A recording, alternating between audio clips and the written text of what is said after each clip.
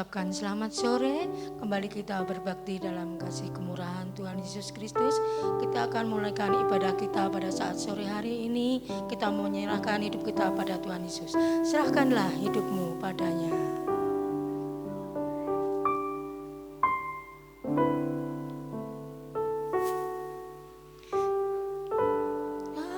Hidupmu padanya, serahkanlah seluruh persoalanmu,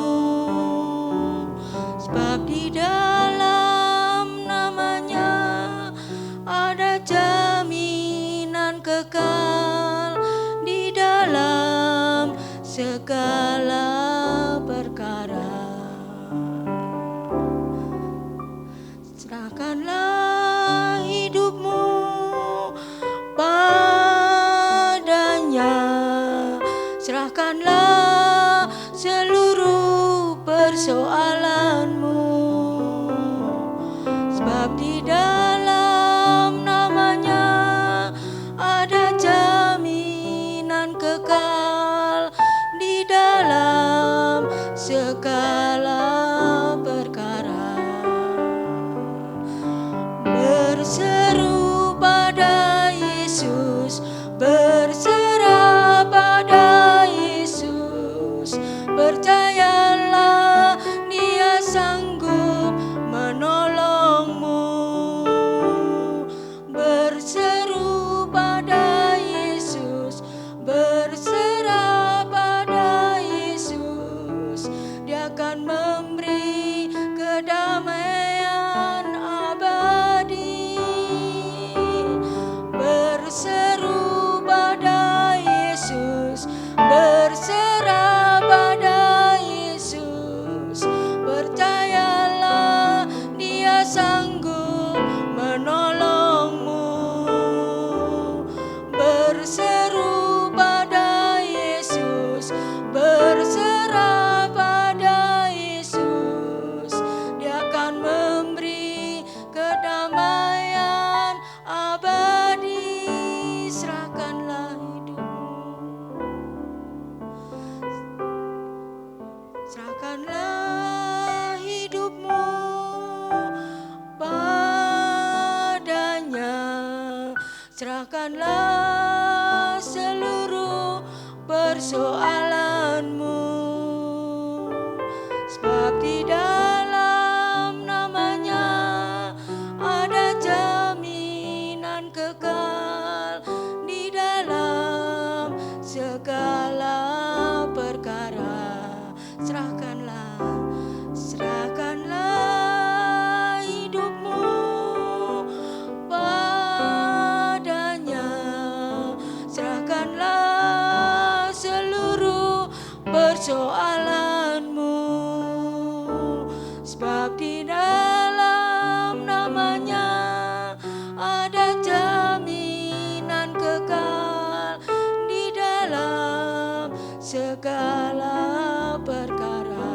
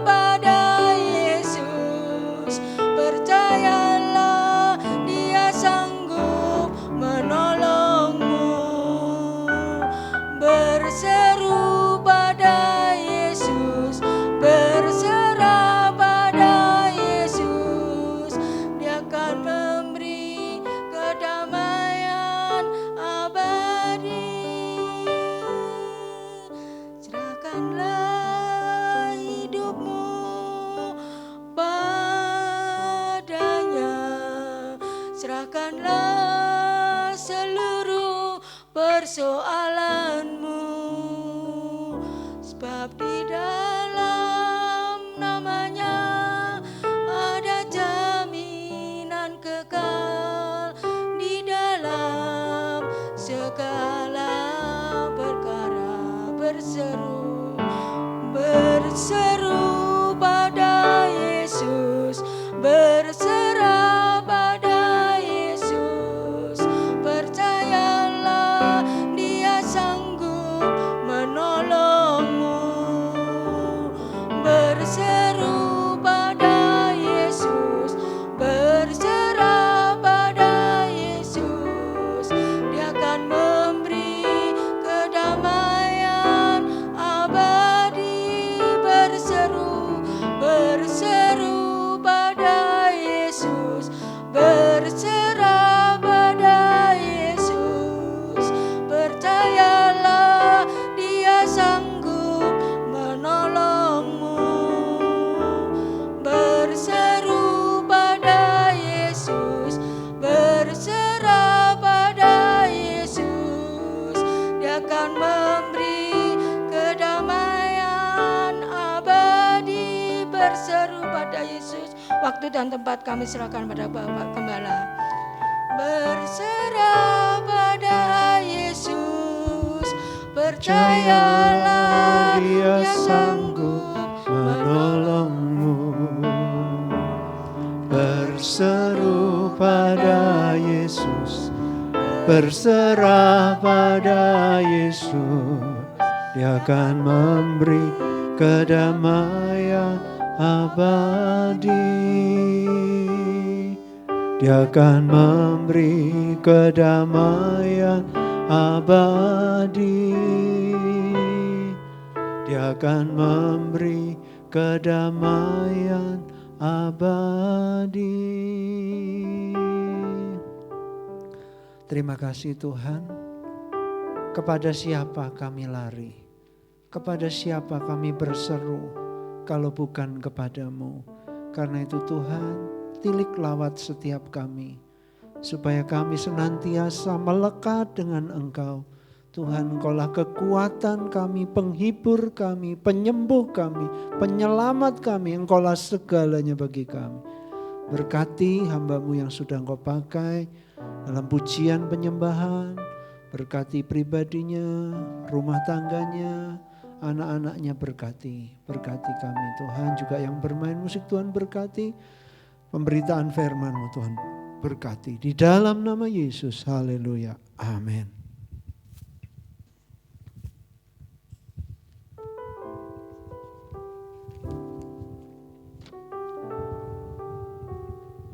Haleluya, puji Tuhan. Saya akan lanjutkan pembahasan kita, masih menyangkut Ruben.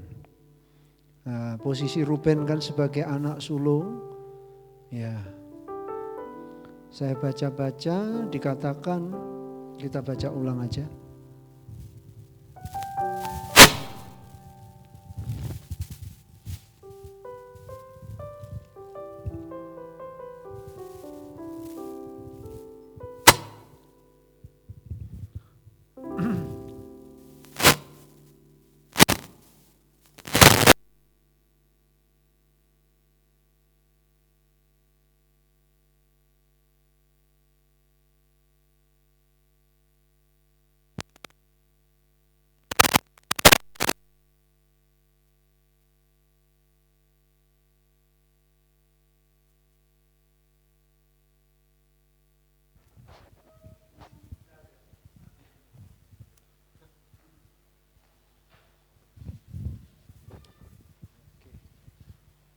Nanti bisa di-cut ya. Oke.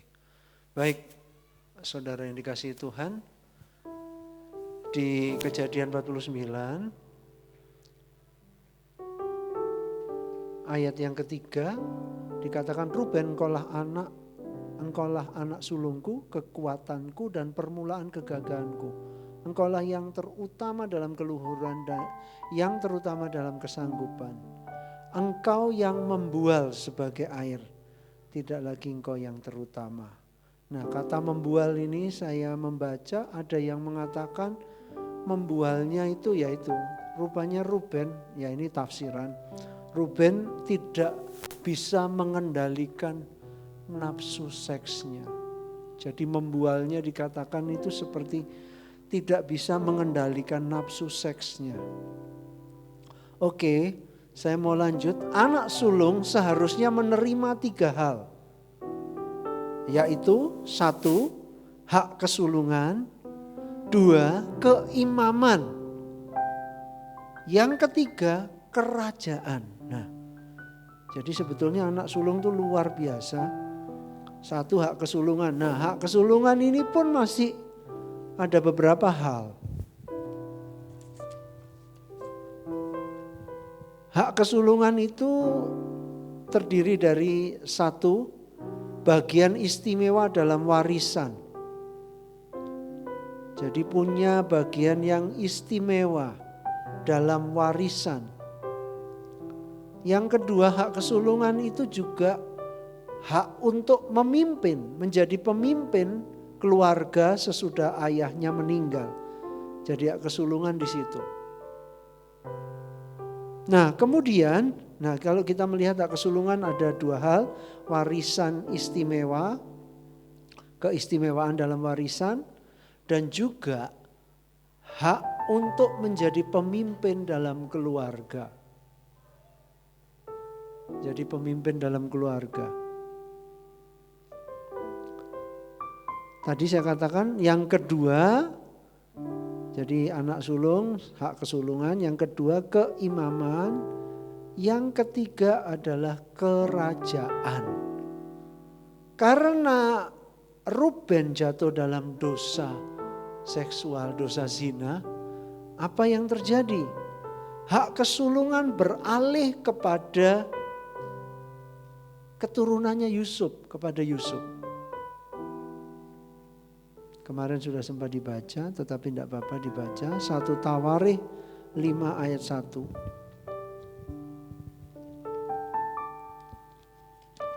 1 Tawarikh 5 ayat 1, anak-anak Ruben, anak sulung Israel.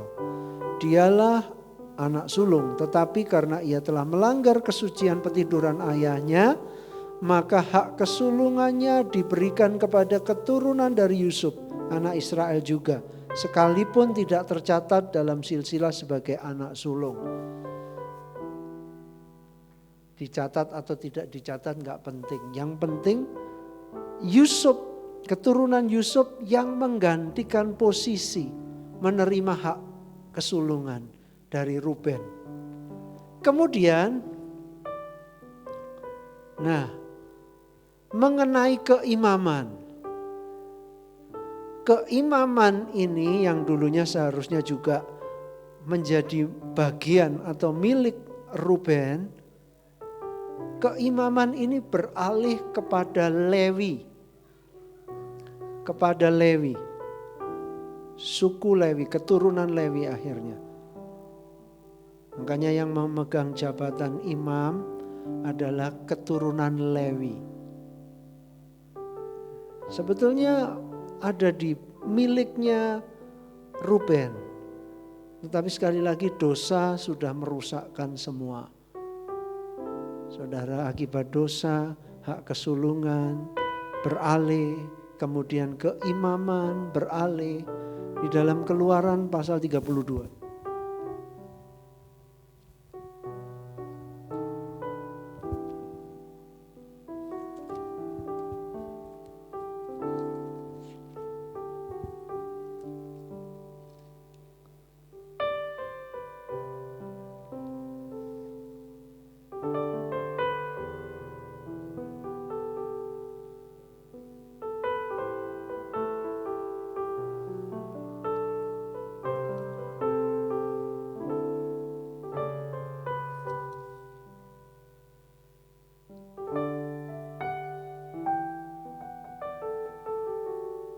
Keluaran 32 ini mencatat tentang peristiwa anak lembu emas.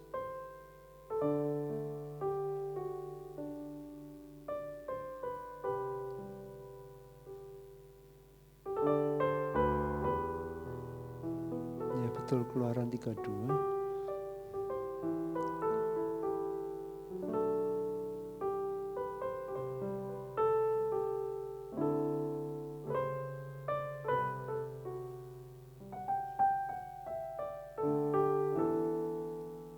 Ya, Harun, Musa dan Harun itu juga keturunan Lewi ya. Lewi. Nah, puji Tuhan.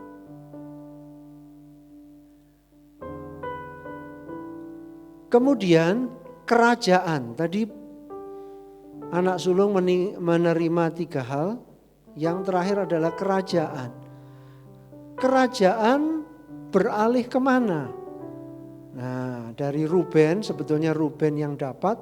Tetapi karena dosa, karena kejatuhannya, beralih kepada suku Yehuda, kepada Yehuda. Kita lihat di dalam ayat pasal 49 kejadian 49 ayat 8 sampai ayat yang ke-10. Yehuda, engkau akan dipuji oleh saudara-saudaramu. Tanganmu akan menekan tengkuk musuhmu. Kepadamu akan sujud anak-anak ayahmu. Nah, sujud karena posisinya sebagai raja. Yehuda adalah seperti anak singa. Setelah menerkam, engkau naik ke suatu tempat yang tinggi, hai anakku. Ia meniarap dan berbaring seperti singa jantan atau seperti singa betina. Siapakah yang berani membangunkannya? Ayat 10 diperjelas, tongkat kerajaan tidak akan beranjak dari Yehuda atau lambang pemerintahan dari antara kakinya sampai dia datang yang berhak atasnya, maka kepadanya akan takluk bangsa-bangsa. Nah, ini nubuatan tentang Kristus. Sampai dia datang yang berhak atasnya, maka kepadanya akan takluk bangsa-bangsa. Ini menunjuk nubuatan tentang kehadiran Kristus, singa dari Yehuda. Saudaraku, tongkat kerajaan. Haleluya, puji Tuhan. Coba kita lihat lagi.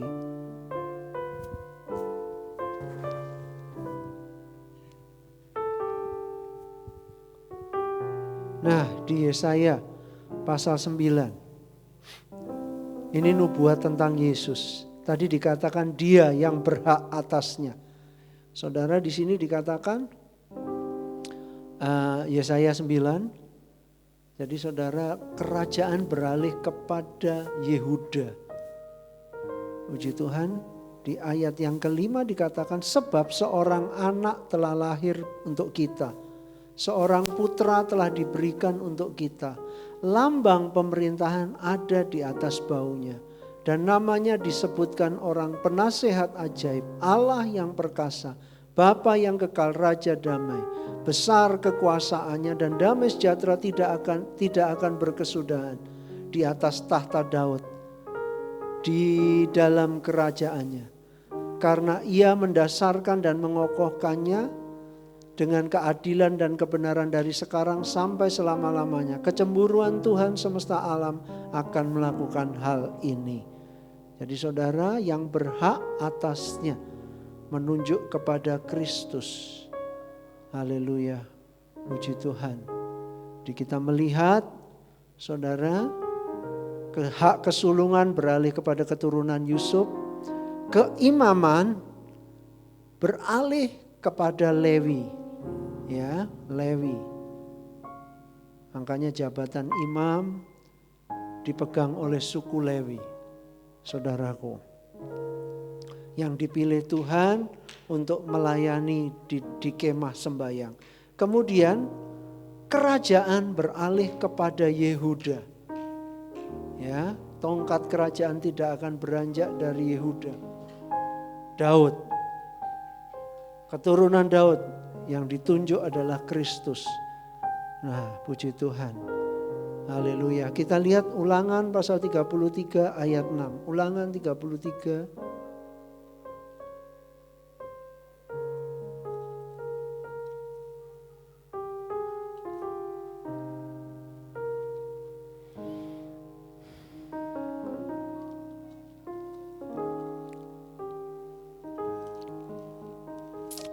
Tiga ayat 6. Biarlah Ruben hidup dan jangan mati, tetapi biarlah orang-orangnya sedikit jumlahnya.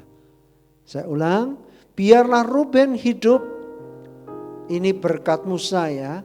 Berkat Musa tidak jauh beda dengan apa yang disampaikan oleh Yakub. Berkat Musa berkata, biarlah Ruben hidup dan jangan mati. Tetapi biarlah orang-orangnya sedikit jumlahnya. Nah, jadi kita melihat ya, akibat pelanggaran saudara tidak mati sih, tapi dikatakan sedikit orangnya. Jadi saudara ada konsekuensinya. Baik, saudara yang dikasihi Tuhan, sekarang saya mau ajak lihat yang diajak tidur oleh Ruben itu kan Bilha.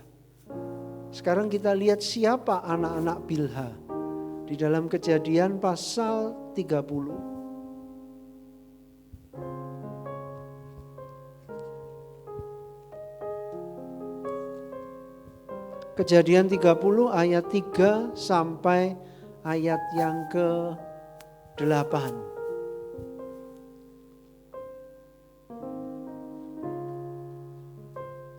Kejadian 30 ayat 3 mulai, kata Rahel, ini Bilha budakku perempuan, hampirilah dia supaya ia melahirkan anak di pangkuanku, dan supaya oleh dia aku pun mempunyai keturunan. Maka diberikannya Bilha budaknya itu kepada Yakub menjadi istrinya. Yakub menghampiri budak itu, Bilha mengandung lalu melahirkan seorang anak laki-laki bagi Yakub. Berkatalah Rahel, Allah telah memberikan keadilan kepadaku, juga telah didengarnya permohonanku dan diberikannya kepadaku seorang anak laki-laki. Itulah sebabnya ia menamai anak itu Dan. Jadi anaknya Bilha yang pertama namanya Dan. Terus mengandung pula lah Bilha budak perempuan Rahel. Lalu melahirkan anak laki-laki yang kedua bagi Yakub. Berkatalah Rahel, aku telah sangat hebat bergulat dengan kakakku dan aku pun menang. Maka ia menamai anak itu Naftali. Jadi keturunannya Bilha, Dan Naftali. Nah, saya mau tanya, kira-kira Dan Naftali marah tidak kalau ibunya tidur dengan kakaknya yang bukan seibu? Tentunya Dan Naftali tentunya ada kemarahan, memang tidak dicatat. Tidak dicatat. Saudara, pasti ada sesuatu yang tidak baik. Terjadi kerusakan, saudaraku. Makanya Ruben kehilangan kepercayaan dari adik-adiknya. Wibawa Ruben hilang karena apa? Ruben sudah melakukan sesuatu yang tidak boleh dilakukan. Saudaraku, apalagi di situ anaknya Bilha.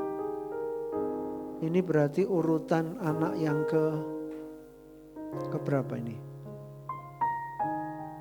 1, 2, 3, 4, 5, 6. Iya, kayaknya 5, 6. Nah, saudara, tentunya hal yang tidak baik ini sudah menodai kepercayaan adik-adiknya. Sehingga sekali lagi Ruben tidak lagi mendapat pandangan yang baik dari adik-adiknya, khususnya Dan dan Naftali. Karena ya Ruben sudah tidur dengan ibunya. Saudara, mari haleluya, sesuai dengan firman Tuhan yang sedang kita bahas beberapa minggu, mari saudara jangan sampai ya noda itu membuat kita kehilangan banyak hal. Saudaraku, kehilangan berkat-berkat Tuhan, kehilangan wibawa, kehilangan penghargaan. Saudaraku yang kekasih, kerajaan berbicara tentang otoritas, keimaman berbicara tentang pelayanan, saudaraku. Tapi mari kita jaga, baik orang muda maupun yang sudah berumah tangga, mari jaga supaya terus melalui hidup kita nama Tuhan dipermuliakan. Kita melakukan hal yang berkenan di hadapan Tuhan. Kita melakukan hal-hal yang kudus, yang menyukakan hati Tuhan. Baik, puji Tuhan, saya tidak panjangkan firman Tuhan. Biarlah firman Tuhan ini memberi kita peringatan dan kekuatan. Saudara dikasih Tuhan, ada harga yang harus dibayar. Tapi mari kita menjaga supaya Tuhan senang dengan hidup kita. Puji Tuhan, kita akan tunduk kepala, kita akan berdoa. Bapa di dalam sorga, terima kasih untuk firman-Mu, Tuhan Yesus, yang mengingatkan kami, yang mengajar, mendidik kami untuk hidup dalam kebenaran, meninggalkan kesalahan. Tuhan, bertindak hati-hati supaya kami tidak terjerumus ke dalam hal-hal yang merusak diri kami sendiri. Tuhan ampuni, Tuhan suci kuduskan. Tuhan Yesus, supaya tetap apa yang menjadi janji-Mu itu menjadi milik kami, menjadi bagian kami. Terima kasih Tuhan Yesus, berkati Tuhan setiap kami yang sudah mendengarkan firman-Mu. Dan biarlah firman-Mu tertanam, termeterai di dalam hati kami. Sehingga kami bertindak hati-hati. Kami tidak menyimpang ke kanan atau ke kiri. Tuhan terima kasih Bapa, berkati setiap telinga yang sudah mendengar. Kami mengucap syukur, kami serahkan semua hanya di dalam nama Yesus. Haleluya. Amin.